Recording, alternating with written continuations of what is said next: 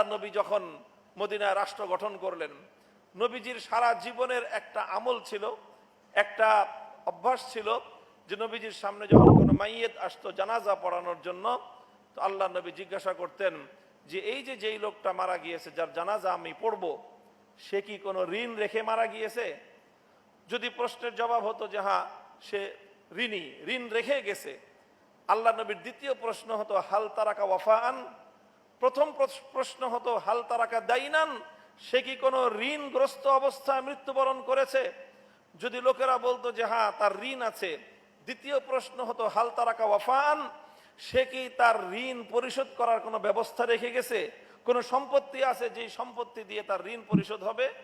লোকেরা যদি বলতো যে হ্যাঁ সে ঋণও রেখে গেছে এবং সেই ঋণ পরিশোধের ব্যবস্থাও সে রেখে গেছে, আল্লাহ নবী তার জানাজা পড়তেন আর বলতেন অতি সত্বর তার এই সম্পদ বিক্রি করে তার ঋণ আগে পরিশোধ করার ব্যবস্থা করো।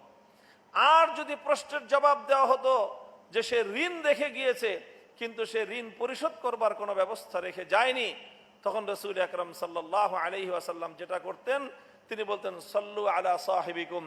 যেই লোক ঋণ রেখে মারা যায়, মানুষের অধিকার নিজে ভোগ করেছে কিন্তু সেই অধিকার মানুষের কাছে ফিরিয়ে দেওয়ার কোনো ব্যবস্থা সে না করেই দুনিয়া থেকে চলে গিয়েছে, এইরকম দায়িত্ব জ্ঞানহীন মানুষের জানাজা মুহাম্মদুর রাসূলুল্লাহ পড়বে না সাল্লাল্লাহু আলাইহি ওয়াসাল্লাম। আল্লাহ নবী তার জানাজা পড়তেন না, বরং মুসলমানদেরকে বলতেন সাল্লু আলা সাহিবিকুম, তোমাদের মুসলমান ভাইয়ের জানাজা তোমরা পড়ে নাও, আমি এই লোকের জানাজা পড়ব না।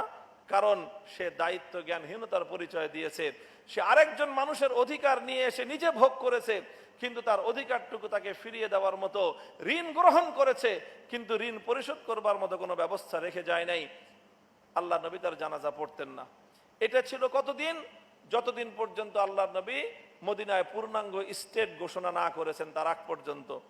যেদিন আল্লাহর নবী মদিনাতে ইসলামী রাষ্ট্র গঠনের ঘোষণা দিলেন, ইসলামিক স্টেট যখন তিনি ফর্ম করলেন এবং নিজে ইসলামী রাষ্ট্রের প্রধান হিসাবে তার দায়িত্ব গ্রহণ করলেন, সেদিনের ঘোষণা যদি আজকের দুনিয়ার মানুষ শুনে, আজকের সারা পৃথিবীর যারা দায়িত্বশীল, সারা পৃথিবীর যারা রাষ্ট্রীয় কর্ণধার, তাদের জন্য আল্লাহর পয়গম্বরের এই ঐতিহাসিক ঘোষণার মধ্যে এক চরম আদর্শ, চূড়ান্ত একটা আদর্শ, উত্তম আদর্শ, উসওয়ায়ে হাসানা রয়েছে। নবী আকরাম সাল্লাল্লাহু আলাইহি ওয়াসাল্লাম তখন ঘোষণা করলেন, আবু হুরায়রা রাদিয়াল্লাহু তাআলা আনহু থেকে বর্ণিত সহিহ মুসলিমের হাদিস, আল্লাহ নবী বললেন যে দেখো, মান তারাকা দাইনান আও দায়াআন ফাইলাইয়া ফাআনা মাওলাহু ওয়া আইয়ুকুম তারাকা মালান ফাইলাল আসাবাতি মান কান। আল্লাহ নবী বললেন, একটা ঘোষণা দিলেন যে এখন থেকে আমি ইসলামী রাষ্ট্র প্রতিষ্ঠা করে এই রাষ্ট্রের সকল নাগরিকদের দায়িত্ব গ্রহণ করে আমি ঘোষণা দিচ্ছি, এখন থেকে আমার এই রাষ্ট্রের, আমার এই স্বজাতির যে কোনো মানুষ মারা যাবে, মারা যাওয়ার সময় সে যদি কোনো সম্পত্তি রেখে যায়, তার সম্পত্তির অধিকারী হবে তার ওয়ারিসানরা, তার সম্পত্তির ভাগ পাবে তার ওয়ারিসানরা। সেখানে রাষ্ট্র এবং আমাদের পক্ষ থেকে কোনো দাবি নাই, কোনো অধিকার নাই, কোনো অংশ নাই।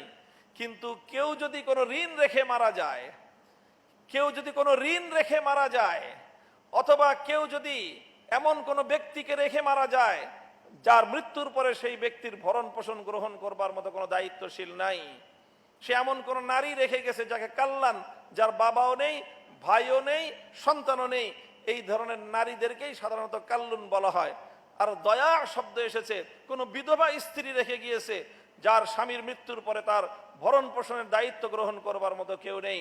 আল্লাহ নবী বললেন, আজ আমরা ইসলামী রাষ্ট্র প্রতিষ্ঠার সূচনা দিনে আমরা ঘোষণা দিচ্ছি, এখন থেকে আমাদের এই সমাজে, এই রাষ্ট্রে কোন নাগরিক যদি ঋণগ্রস্ত অবস্থায় মৃত্যুবরণ করে, কোন নাগরিক যদি মৃত্যুবরণ করার পর তার বিধবা স্ত্রীর দায়িত্ব গ্রহণ করবার মতো কেউ না থাকে, কোন মানুষ মারা যাওয়ার পরে যদি তার মা, তার বোন অথবা তার কন্যার দায়িত্ব গ্রহণ করবার মতো কেউ না থাকে, এই রাষ্ট্রের পক্ষ থেকে আমি নবী মুহাম্মদুর রাসূলুল্লাহ তার দায়িত্ব গ্রহণের ঘোষণা দিলাম সাল্লাল্লাহু আলাইহি ওয়াসাল্লাম। এক দুইজন মানুষ না, গোটা একটা জাতির তিনি দায়িত্ব গ্রহণ করলেন যে এখন থেকে যত মানুষ ঋণগ্রস্ত অবস্থায় মারা যাবে, মানুষ ঋণগ্রস্ত অবস্থায় মারা যাওয়া মানে হলো যে এই মানুষটার অর্থনৈতিক নিরাপত্তার অভাব ছিল, তার জীবন জীবিকার অভাব ছিল। রাষ্ট্র গঠন করার পরেও রাষ্ট্র পরিচালকরা, শাসকবর্গ জনগণের অর্থনৈতিক দায়িত্ব যদি গ্রহণ করতে না পারে, আল্লাহর নবীর এই হাদিস দ্ব্যর্থহীন ভাবে এ কথার প্রমাণ বহন করে, এ কথার ইঙ্গিত বহন করে যে যেই রাষ্ট্রের, যেই জাতির কর্ণধাররা, শাসকবর্গ জনগণের অর্থনীতির নিরাপত্তা দিতে পারবে না, তাদের জীবন জীবিকার দায়িত্ব গ্রহণ করতে পারবে না, রাষ্ট্র পরিচালনার অধিকার তাদের নাই।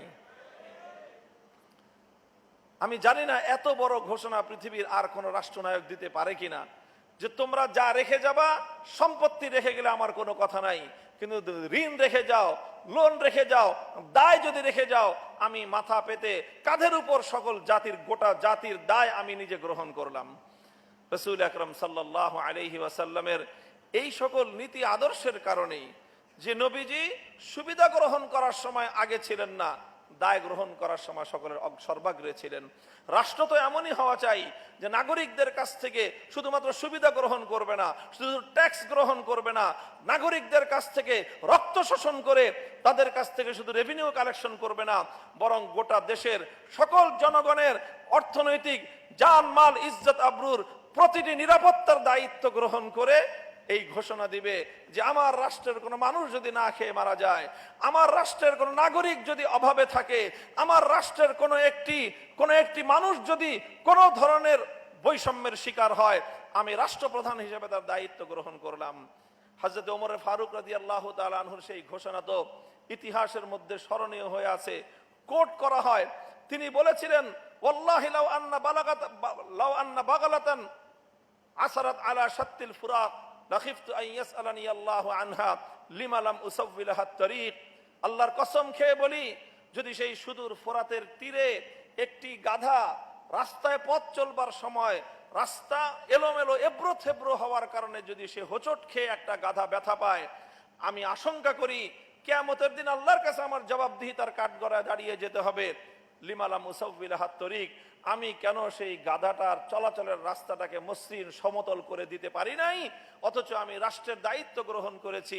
আমার আশঙ্কা হয় যে আমি আল্লাহর কাছে সেজন্য জবাবদিহিতার কাঠগড়ায় দাঁড়িয়ে আমি আসামি হিসেবে সাব্যস্ত হয়ে যাব। এটা হলো আল্লাহর পয়গম্বরের আদর্শ, যে গোটা জাতির দায়িত্ব গ্রহণ করতে হবে, গোটা জাতির অর্থনীতির সমস্যার সমাধান করতে হবে, মানুষের দায় এবং ঋণগুলোর দায় বহন করতে হবে। এটা বহন করতে পারলে জনগণের শাসক হওয়ার অধিকার রয়েছে।